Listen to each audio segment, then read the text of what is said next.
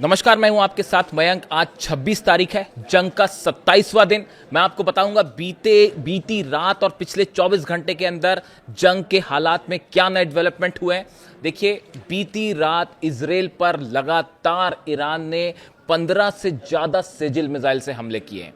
Sejjil missile आप जानते हैं, जिनकी तस्वीरें आपने देखी होगी। और बताया जा रहा है कि बीती रात एक बार फिर ईरान ने इजराइल के ऊपर, खास तौर पर तेल अवीव पर, हाइफा पर सेजिल मिसाइल की बरसात कर दी है। बल्कि कल दोपहर से ही अगर बात करें तो कल दोपहर से ही हमले शुरू हो गए थे और रात भर सेजिल मिसाइल से टारगेट किया गया। हम देख रहे हैं किस तरह से बदल बदल के मिसाइल्स फायर की जा रही है इजराइल के ऊपर। मैं आपको और बताऊंगा कि कहां कहां हमले हुए और क्या अब डोनाल्ड ट्रंप का आगे क्या प्लान है, इसको लेकर एक बड़ा खुलासा।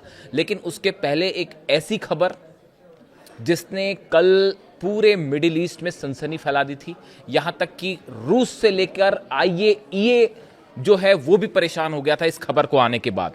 देखिए, कल अचानक ये खबर आती है कि बुशहर प्लांट में, ईरान का जो बुशहर प्लांट है, न्यूक्लियर प्लांट है जो कि रूस की मदद से चलता है, उसके ऊपर एक मिसाइल गिरती है। उसका डिस्टेंस सिर्फ 350 मीटर था। यानी कि जो बुशहर प्लांट है, न्यूक्लियर प्लांट है, उससे सिर्फ 350 मीटर की दूरी पर एक मिसाइल अटैक होता है, एक मिसाइल गिरती है। उसके फौरन बाद अचानक ये खबर फैली कि ये मिसाइल ने बुशहर प्लांट के कोर एरिया को भी नुकसान पहुंचाया है। इस तरह की खबर अचानक से फैलनी शुरू हो गई और उसके फौरन बाद एक रेडिएशन का अलर्ट जारी किया। आपने देखा होगा, कल कुवैत में अचानक पैनिक हो गया था, क्योंकि ये बुशहर जिस जगह पर है प्लांट, उसके करीब जो है वो कुवैत लगा हुआ है। कुवैत ने फौरन अपने सिटीजन्स को ये अलर्ट जारी किया कि आप घर के बाहर ना निकलें, घर में रहें और रेडिएशन हो सकता है। उसके फौरन बाद IAEA अलर्ट हुआ और ये जांच की गई कि कहीं बुशहर के सेंट्रीफ्यूजेस जो हैं, कोर एरिया कहीं मेल्ट डाउन तो नहीं हो गया, कहीं वहां से रेडिएशन तो नहीं हो रहा। और बताया जाता है कि इस खबर से पुतिन भी बेहद नाराज है।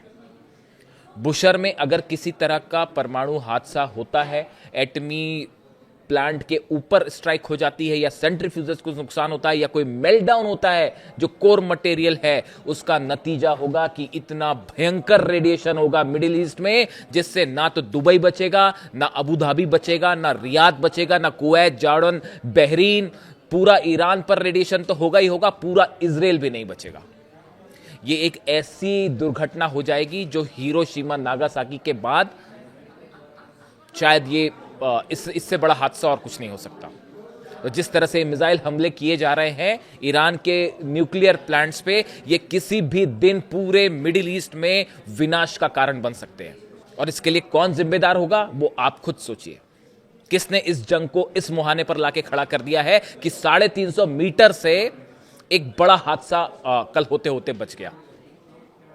और बताया जाता है जब ये खबर रूस पहुंची, पुतिन इस बात को लेकर खासे नाराज है कि बुशहर वो प्लांट है जहां पे रशिया के साइंटिस्ट ने, अब वहां कितने साइंटिस्ट हैं नहीं हैं इस बारे में कोई दावा नहीं किया जा सकता, लेकिन रूस खासा नाराज है इस बात को लेकर। और यहां तक कहा गया है, एक सीक्रेट मीटिंग में यह भी तय हुआ है कि अगर अमेरिकन सोल्जर्स हॉर्मुज में कदम रखते हैं, मरीन्स ईरान में एंटर की कोशिश करते हैं, तो रूस अब फिर बस बहुत हुआ। अब रूस जो है वो इस जंग में एंटर कर सकता है डायरेक्टली, अगर अमेरिकन फोर्सेस आती हैं तो।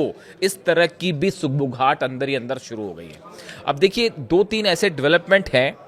हम इजराइल की बात करेंगे, इजराइल का तो बुरा हाल है, उसकी हम अलग से बात करेंगे, लेकिन उसके अलावा 2-3 बड़े डेवलपमेंट। देखिए, आपने इस तरह की तमाम खबरें सुनी होगी कि पाकिस्तान की तरफ से एक 15 सूत्री कार्यक्रम जो है वो अमेरिका ने भेजा है ईरान से बातचीत को लेके। ऐसी तमाम बातें, मैं उस पर कोई बात ही नहीं करना चाहता। उसको लेके इतनी अफवाहें उड़ चुकी हैं, ऐसी ऐसी बातें हो चुकी है, वो जब ईरान जब बोलेगा तब हम उस पर बात करेंगे, जब ईरान की तरफ से कोई कंफर्मेशन आएगा तब हम उस पर बात करेंगे। अभी आप फिलहाल जंग की बात करते हैं। एक तो अब्राहम लिंकन पर आपने देखा होगा, कल फिर बैलिस्टिक मिसाइल्स दागी है ईरान ने। अब्राहम लिंकन एयरक्राफ्ट कैरियर जो कि अरब सागर में है, उसको निशाना पे लेते हुए बैलिस्टिक मिसाइल दागी गई।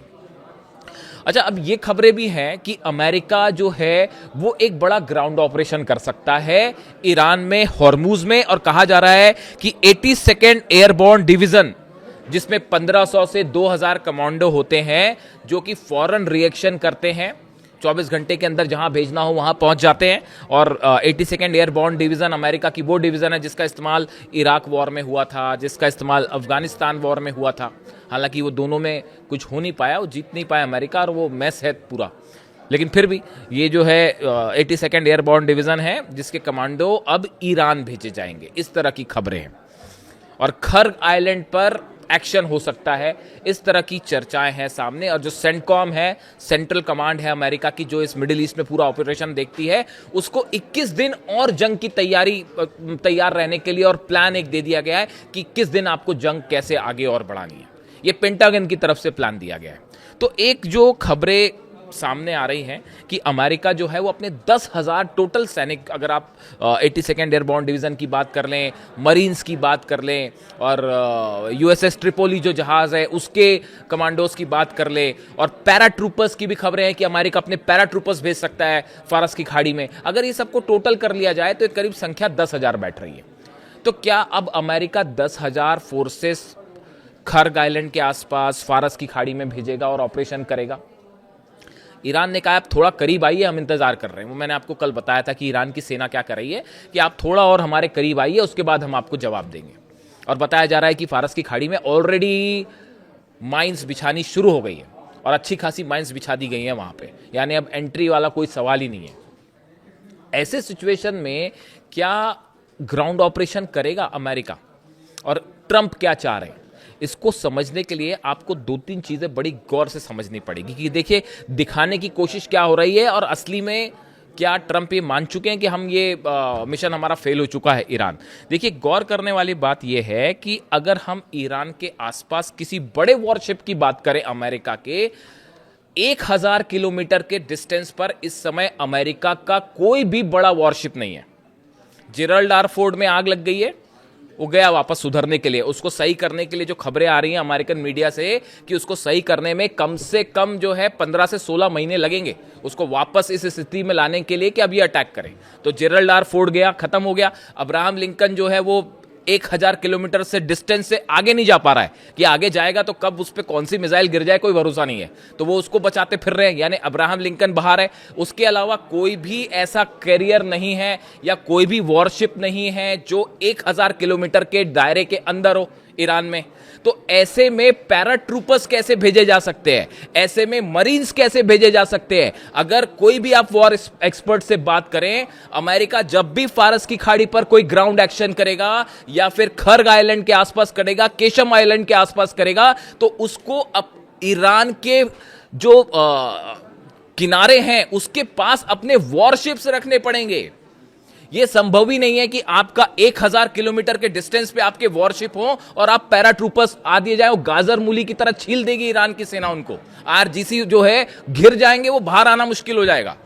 तो देखिए दिखाने की कोशिश क्या हो रही है कि हम बहुत बड़ा हमला करेंगे, हम ग्राउंड ऑपरेशन करेंगे, जबकि हकीकत जो बताई जा रही है, जेडी वेंस का कल यह कहना कि हम ये जंग जीत चुके हैं।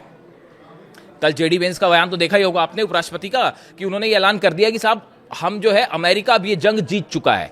माना ये जा रहा है कि अमेरिका ने ऑलरेडी ईरान से अपना लाव लश्कर लेकर वापस भागने की तैयारी कर ली है, और एक बड़ा कुछ दिन और 2-4 दिन बड़े हमले हो सकते हैं ईरान पर, वो भी B-2 बॉम्बर्स से, और एयर स्ट्राइक हो सकती है। उसके बाद अमेरिका खुद अपनी घोषणा कर देगी साहब हम जीत गए और अब हम वापस चले।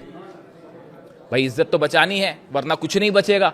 ना आप ईरान को हरा पाए, ना सत्ता परिवर्तन कर पाए, ना आप जो है अगर फंसा रह गया, स्ट्रेट ऑफ हॉर्मुज इसी तरह बंद रह गया, तो पूरी दुनिया में हाहाकार मच जाएगा, पेट्रोल खत्म हो जाएगा, और उसके बाद क्या होगा आप सोचिए। शेयर बाजार कहाँ जा रहा है, पूरा बिजनेस अरेबियन कंट्रीज का रुका हुआ है, पूरी दुनिया के सीईओज जो हैं दबाव बना रहे हैं डोनाल्ड ट्रंप पे कि भैया कुछ करिए फौरन, नहीं तो मंदी आ जाएगी पूरी दुनिया में।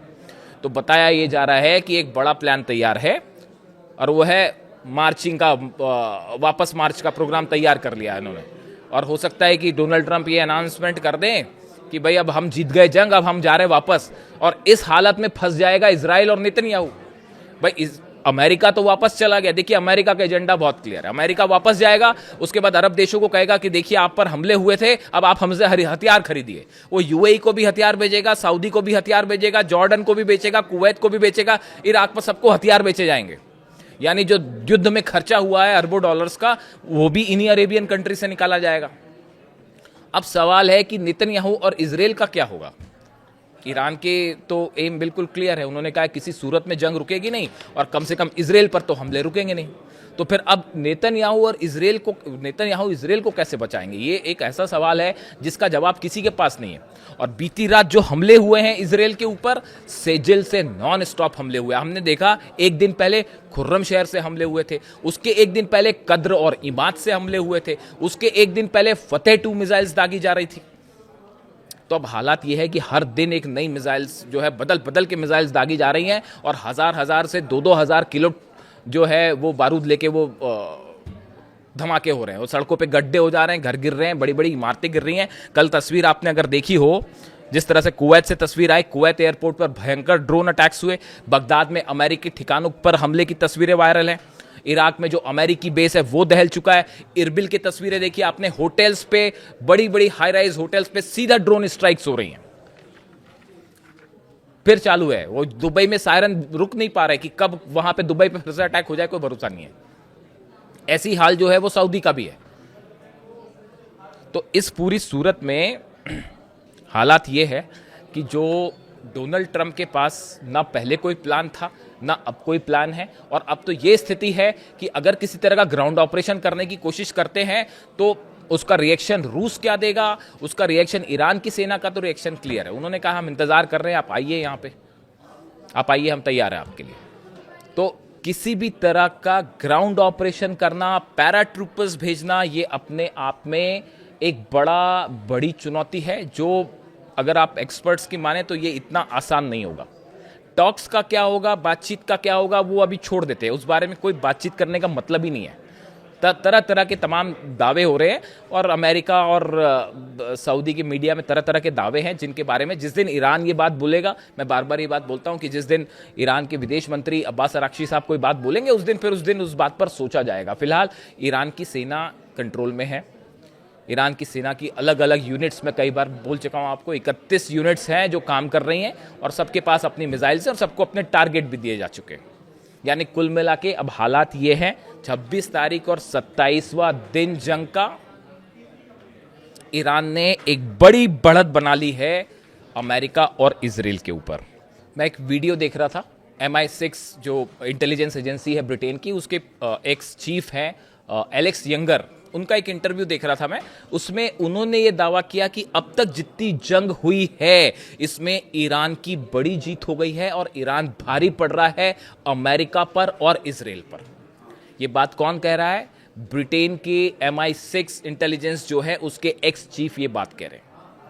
यानी अब ये बात साफ हो चुकी है कि अब तक जितनी जंग हुई है उसमें ईरान ने अमेरिका, इजराइल, अरब देशों को, यहां तक कि पूरी दुनिया की इकोनॉमी को घुटनों पर ला दिया है और ये ईरान की बहुत बड़ी जीत है। इससे जुड़ा जो भी अपडेट होगा मैं आप तक पहुंचाऊंगा। Thank you so much.